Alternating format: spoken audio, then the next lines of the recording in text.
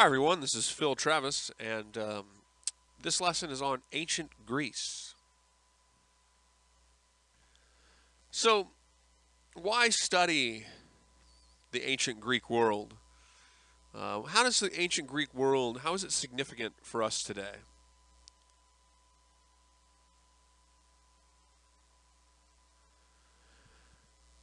In many respects, some regard the ancient Greek world as the origin of Westernism.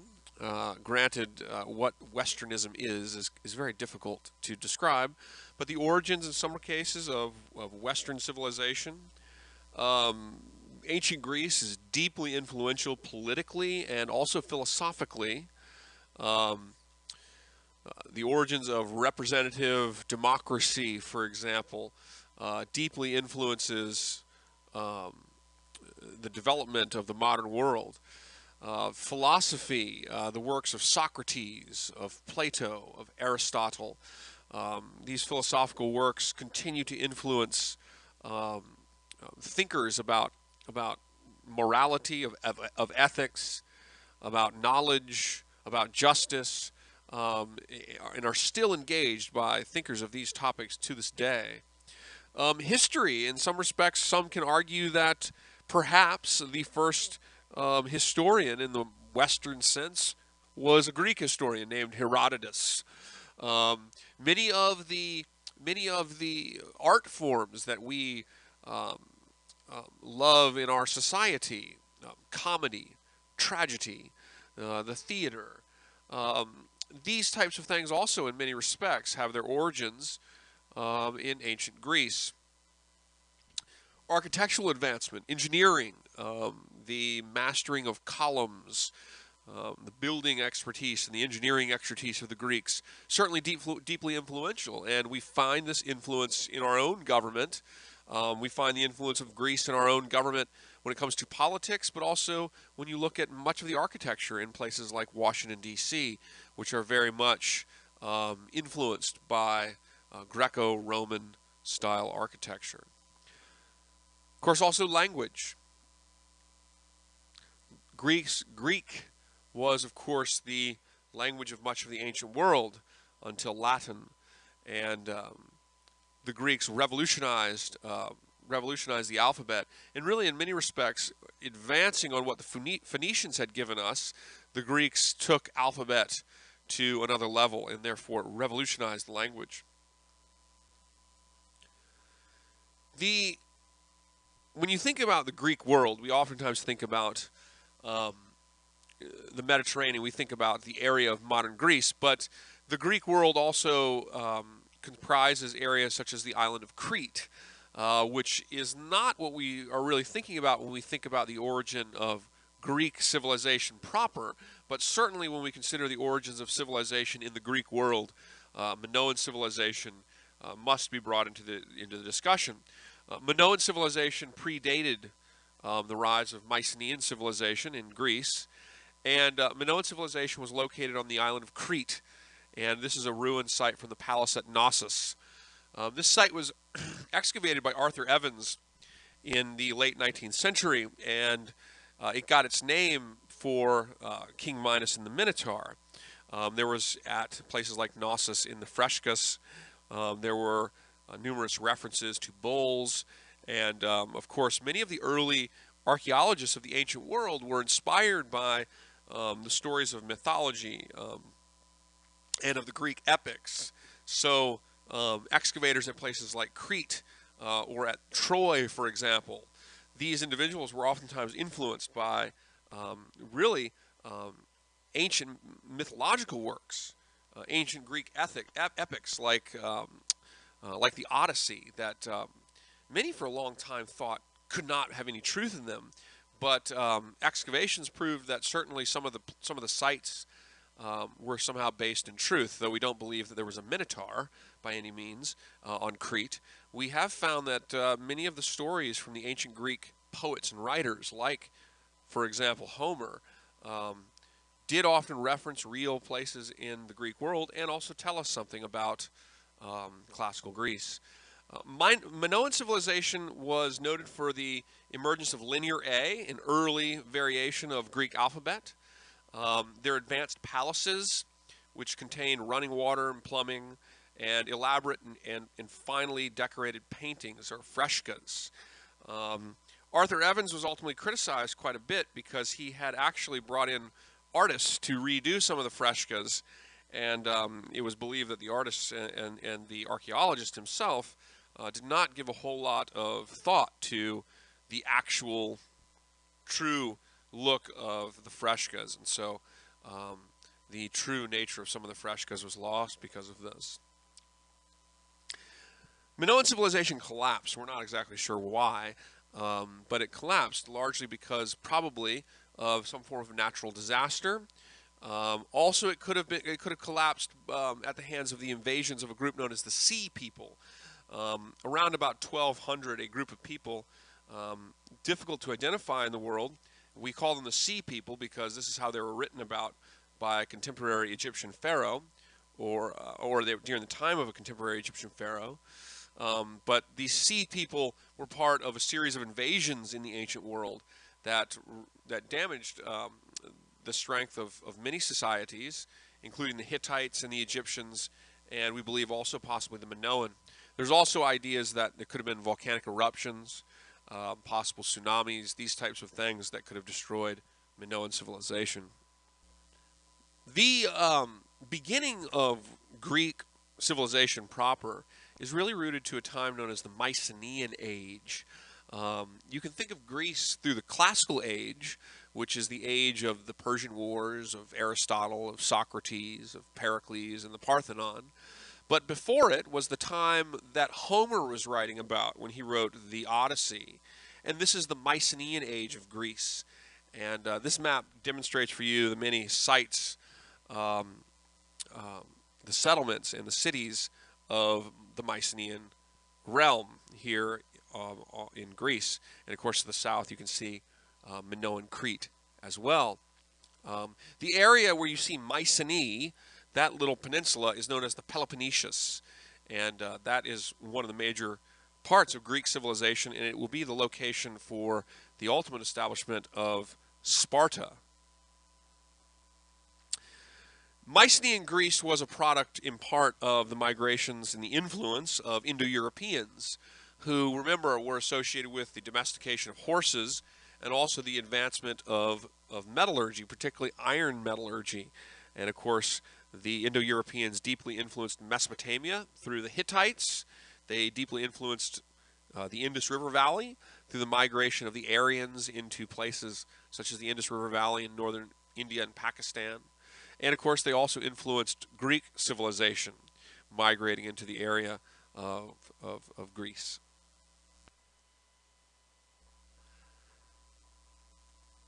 Mycenaean civilization, which is generally dated from about 1600 to 1100 BCE, was a product, our knowledge of it, our basic knowledge of it, was a product of the excavations of archaeologist Heinrich Schliemann, who was a contemporary of Arthur Evans. The Mycenaean period of civilization, which is the period that Homer is writing about in his Iliad and his Odyssey, which I'm sure most of you have had some exposure to these stories, to the epic of Odysseus, the Cyclops, and so forth. These were narratives that were written about really the time before classical Greece. Classical Greece is many hundreds of years after the end of Mycenaean civilization. And again, we're not positive what caused the collapse of Mycenaean civilization, though many scholars have a hunch that it may have been caused by the invasions of the Sea Peoples, as they have sometimes been called. Mycenaean civilization was deeply influenced by Indo-Europeans, and it was centered around the Peloponnesus, that little peninsula, particularly around the area of Mycenae. For a long time, historians wondered, were the works of Homer mere fantasy, epic fictions, or were these works of Homer, such as the Odyssey, did they also provide a sort of historical lesson for us? Did they provide important documentation for history? Generally speaking, scholars would say that there's much in the way of learning that can be found in the works of Homer. that they have certain historical insights. It can tell you about aspects of the culture, customs, practices that were accepted in Mycenaean culture. We also believe that some of the sites mentioned in these narratives, in these stories, were also real sites, albeit there's much in the way of artistic license and fantasy in these stories. We certainly believe. We don't believe that these are exact narratives of what happened. But, for example, Troy, the famous Trojan Wars, and the story of Agamemnon. These are stories that are based on real places and real people. Agamemnon was a real person, a real Mycenaean leader, and Troy was a real place. And Heinrich Schliemann is the one responsible for excavating the site of Troy, and he was motivated to search for Troy because of these stories, because of the writings of Homer. And many thought he wouldn't find anything because they thought, well, these are just epic fictions and they don't really exist.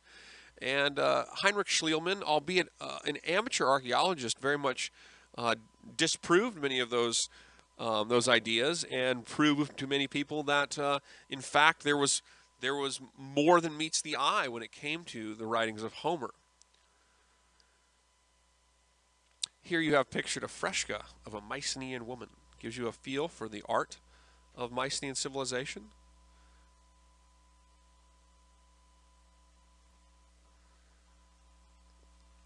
Greece is, I'm going to go ahead and put this up here for you. When we talk about Greece, first of all, Greece is not a unified empire. So when we say, for example, that Greek politics influenced Western civilization, we're actually talking about a city-state, particularly the city-state of Athens. Greece is not a unified empire. It's not even a unified country in the modern sense. Instead, Greece is made up of many different rival and competing city-states. A city-state is known as a polis. Okay, and what the polis is, the polis comprises of the actual city center itself, and then all of the small villages and agricultural farmland that surrounds that polis. Some poli, I should say, like Athens and Sparta, would come to dominate larger areas, and they would incorporate into their dominion other city-states.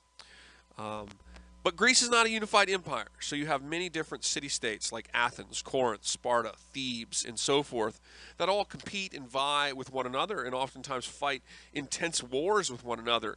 Most notably, the Peloponnesian Wars fought between Athens and Sparta.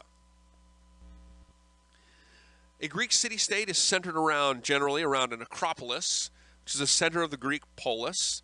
It was usually a centerpiece of religion and also of governance and administration. Around the Acropolis would be an agora, which is the market area.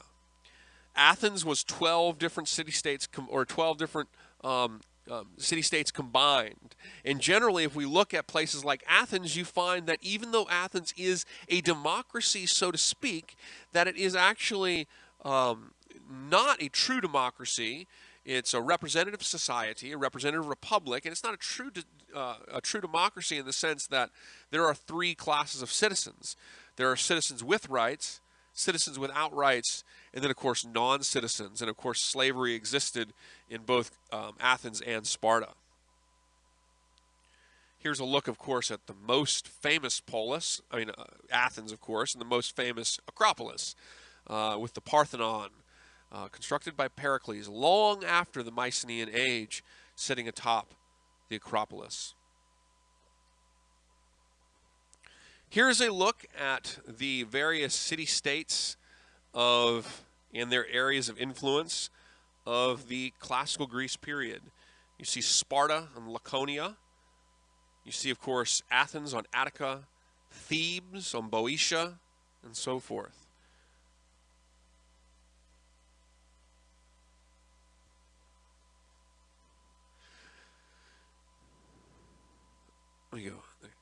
Let me go back there. Okay.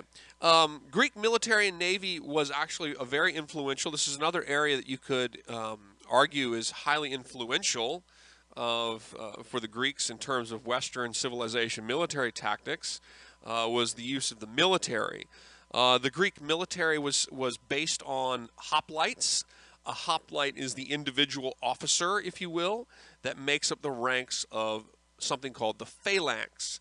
And the phalanx is basically an infantry square. For those of you guys who are familiar with military terms, the Greek phalanx is basically an infantry square. It is an organized rectangular body of hoplites, of infantrymen, that are trained to operate in an ordered and functional way, to march in a combined fashion, to retreat in a combined fashion, and to defend in a combined fashion, thereby maximizing the strength of each individual man.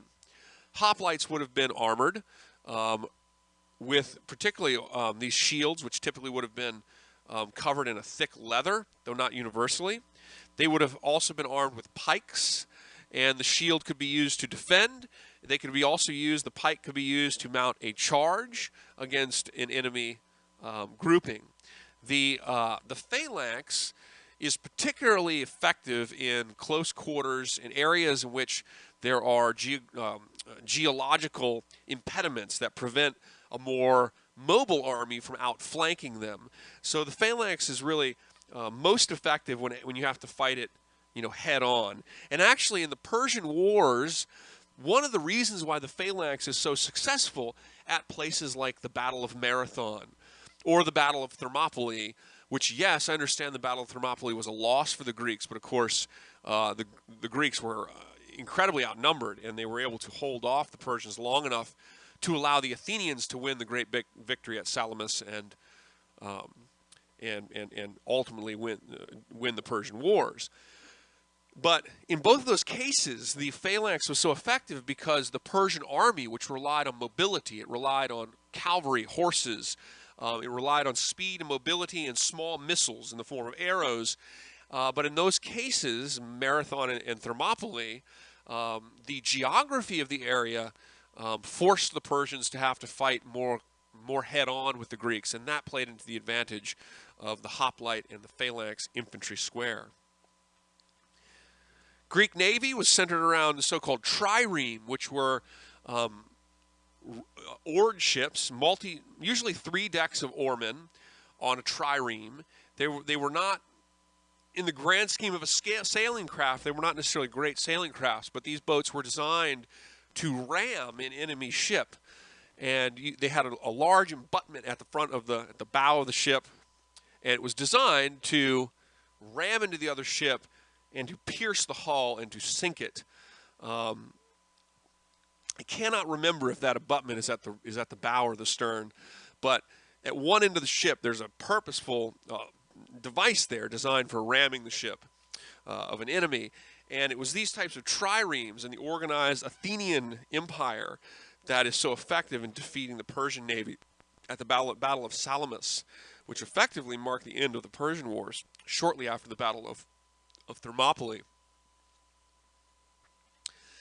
By the way, the reason I say the phalanx is so influential in military affairs is because it's an early infantry square. I didn't really make that clear, but when you get into military technology and I should say, military strategy and tactics in the 1600s and the 1700s and the 1800s, when you start talking about the Prussian armies or the armies of Napoleon, they're very much organizing their armies around a kind of refined variation of the Greek phalanx, of the infantry square. So the infantry square of the phalanx was deeply influential. The Greeks also employed in naval battles something called Greek fire, which was an incendiary device somewhat like the way you might think about napalm. It could light the water on fire effectively. It would burn on top of the water. And this struck great fear into other naval opponents and could be used to burn ships and so forth. Here's another look of the trireme.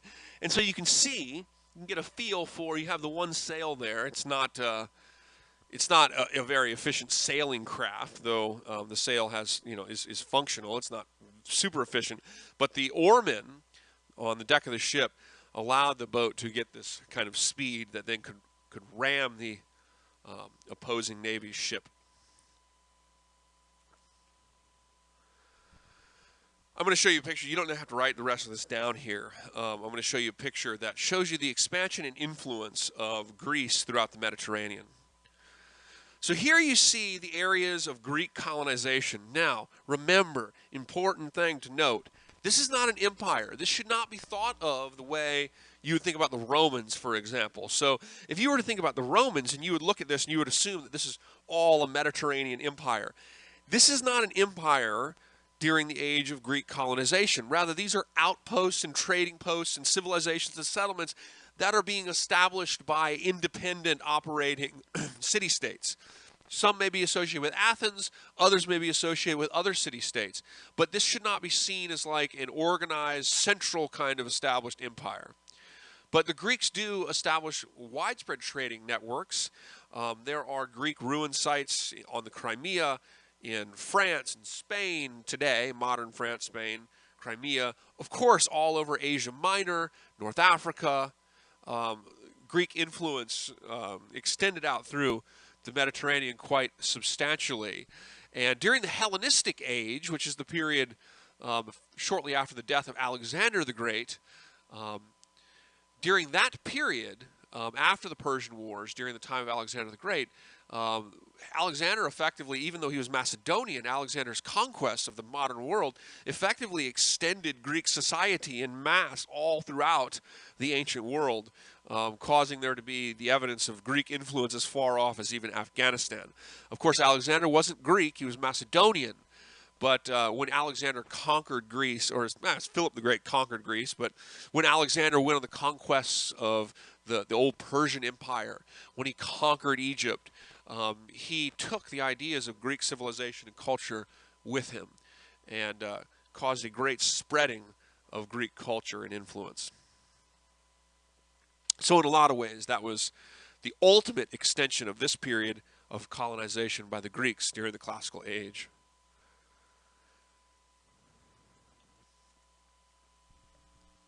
There's two major city-states that I like to compare here. One is the city-state of Sparta, and the other is the city-state of Athens. As I mentioned, the city-states very much competed with one another. They were not a unified or coordinated empire. Sparta was a military state, and not unlike Athens, Sparta had different groups, a hierarchy of citizenship to non-citizenship. So you had a group that were full citizens, you had a group that were free non-citizens, and then you had a group known as the Helots, which were basically sort of like peasants that worked the land but had no control or ownership of the land and effectively had no citizenship rights at all. They were effectively, they weren't truly slaves, but they were not free and they did not own the land. The Helots were usually individuals that had been conquered by the Spartans and effectively they acted as a servant land labor in Sparta and a potentially dangerous threat if they were able to unite. And because of that, each year the Spartan government would declare a war on the Helots. And what that meant is that a Spartan could kill a Helot for no other reason, or for no reason actually, and not receive punishment. And Sparta did this as a way of keeping the servant class of people in the domain in check and preventing revolts and so forth. Sparta dominated the Peloponnesus and really comes to dominate larger and larger areas following the conquest of Mycenaean. They control the Peloponnesus by and large, and they do this through a very xenophobic military state. Xenophobic means fear of outsiders, and so in Athens, outside ideas were repressed. In Sparta, outside ideas were repressed. If a Spartan wanted to travel abroad, they had to have specific permission. The society went to great lengths to repress the arrival and influence of outside ideas because these were deemed dangerous to Spartan society. The society centered around efficiency and efficiently operating a military state. For this reason, babies were trained to be military warriors from early age. At the age of 7, children were taken from their parents and they grew up in a military barracks. Boys could not actually live at home until they were something like 32 years old. And you owed military service to the state until you were 60. Women in Sparta, interestingly, had a relatively greater amount of freedom because of this, because women spent a lot of time living at home while their husbands were living in military barracks until they were in their early 30s. But if a baby was considered to be feeble, the baby would be euthanized. And euthanization of babies, sometimes referred to as infanticide, is a very common component of the ancient world. And actually, when you read some of the Greek tragedies, like Oedipus the King, Oedipus was supposed to be killed as a baby. He was set out on the side of the mountain and left there to be eaten by wolves. Of course, that does not happen, and I'm sure some of you guys know the famous story of Oedipus the King, or the tragic story of Oedipus the King. Euthanization is very common, but it was practiced very efficiently in Sparta because Sparta was a military state that saw its preservation of its culture and its society as really a function of its ability to insulate itself from outside ideas and to use military efficiency to conquer others and prevent them from being conquered. So here you see, Mycenaean, you see next to Sparta. This was conquered by the Spartans in 750 BCE. And so you can see that Sparta dominated much of the Peloponnesus. By contrast to Sparta, we have the story of Athens, the city-state on Attica. Athens, when you look at the story of the city-state of Athens, the polis was by 700 BCE controlled by aristocrats. It was near civil war. There was a real crisis where aristocrats, powerful individuals, were controlling all of the land, and individuals, small farmers, were basically having to give up all their land due to indebtedness. And in this society, indebtedness, if you couldn't pay a debt, you could be thrown in jail, but oftentimes people had to sell their wife or their children into servitude of some kind to pay off the debt. And so the city-state of Athens was largely controlled by tyrants. Tyrants were corrupt political leaders who took power by irregular means. Now, to note, a tyrant does not necessarily have to be bad for the people. You could have a tyrant like Solon. Solon was the tyrant who in 594 reformed society, and he brought order to society by creating a democracy. The reforms of Solon, we'll come back to tyrants in a moment. The reforms of Solon involved things like debt cancellation, the banning of human collateral. So if you're in debt, you don't necessarily have to provide your daughter if you can't pay your debts. An end of slave debtors, the freeing of slave debtors. Solon does not do land redistribution, which was a real problem. Basically, to use kind of the parlance of our times today, Athens was sort of controlled by elite monopolies, moneyed monopolies, if you will. But a tyrant is not necessarily bad. What a tyrant, the word tyrant refers to, is an individual that comes to power in a coup, comes to power through irregular means, and who are generally considered corrupt as a result of that. Though, if you guys are wondering what that sound is, I keep on stepping on my dog's toy.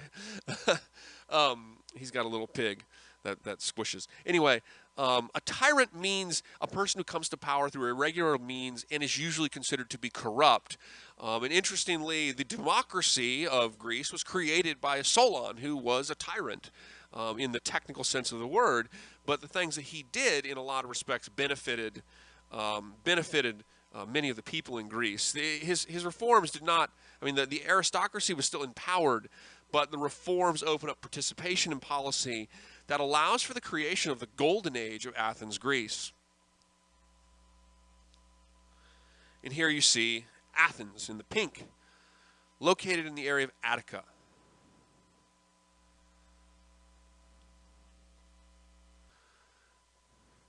Athens was a republic, and the republic in Athens was centered around the assembly, and the assembly was made up of every eligible male citizen.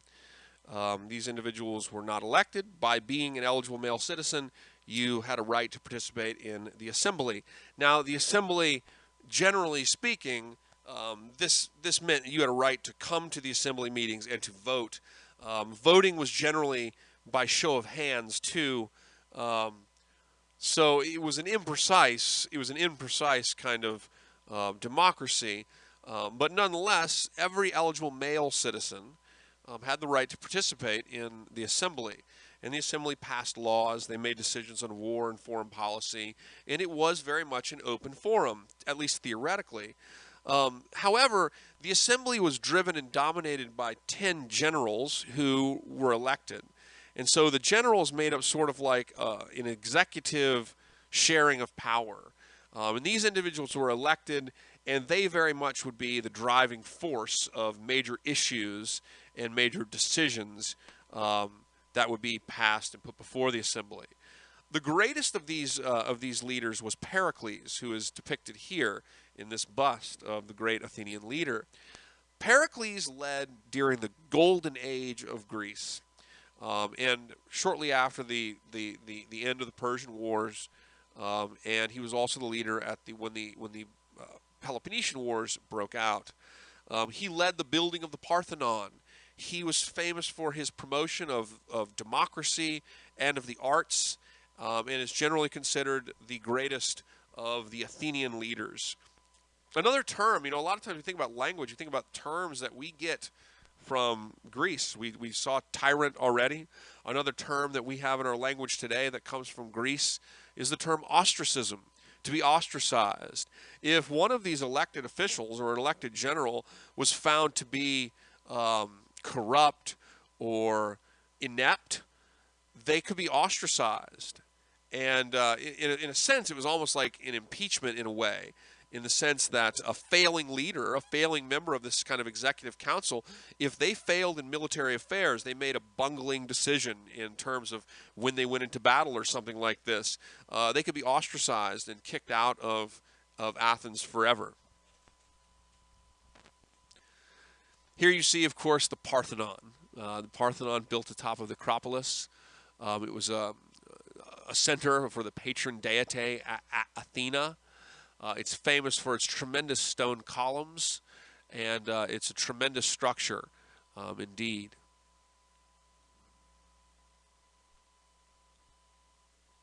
Another example of Athenian columns.